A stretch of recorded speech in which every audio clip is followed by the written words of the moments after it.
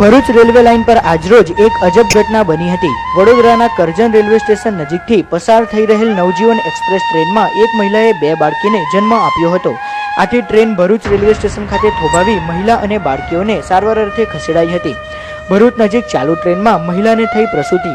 મહિલાએ 2 બાળકીને આપ્યો જન્મ। કમનસીબે એક બાળકીનું સારવાર દરમિયાન મોત નીપજ્યું। નડિયાદના રહેવાસી યાકુબભાઈ દેસાઈ તેમની પત્ની આસમાબહેન સાથે તેમના પિયર મહારાષ્ટ્રના સેગાંવ નવજીવન એક્સપ્રેસ ટ્રેનમાં જઈ રહ્યા હતા। દરમિયાન આસમાબહેનને વડોદરાના કરજણ રેલવે સ્ટેશન નજીક અચાનક જ પ્રસૂતિની પીડા થઈ હતી અને તેમણે ચાલુ ટ્રેનમાં જ 2 ફૂલ જેવી બાળકીઓને જન્મ આપ્યો હતો। બનાવની જાણ રેલવે વિભાગને કરાતા રેલવે વિભાગે કંટ્રોલ રૂમમાં જાણ કરી ટ્રેનને ભરૂચ રેલવે સ્ટેશન નજીક થોભાવી હતી અને મહિલા તેમજ બાળકીઓને 108 મારફતે સારવાર અર્થે ભરૂચ સિવિલ હોસ્પિટલ ખસેડાઈ હતી। જો કે કમનસીબે એક બાળકીનું સારવાર દરમિયાન મોત નીપજ્યું હતું। બાળકીઓનો જીવ બચાવવા રેલવે વિભાગ દ્વારા પૂરતા પ્રયાસો કરાયા હતા।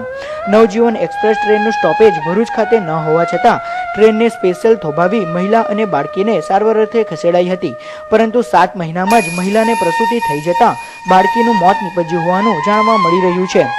સ્ટ્રેચર વગેરે અમારો સફાઈવાળા સ્ટાફ અને બધા લઈને અમે લેડીઝ વગેરે સાથે લઈને કોચ પર પહોંચી ગયા હતા।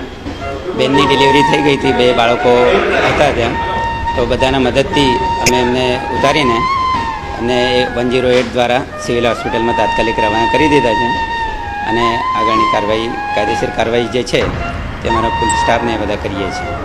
પણ નવજીવનનો સ્ટોપ અહીંયા હતો નહીં, તોય કંટ્રોલ રૂમ તરફથી મેસેજ મળ્યા પછી અમારે તાત્કાલિક કાર્યવાહી કરવાની હોય છે।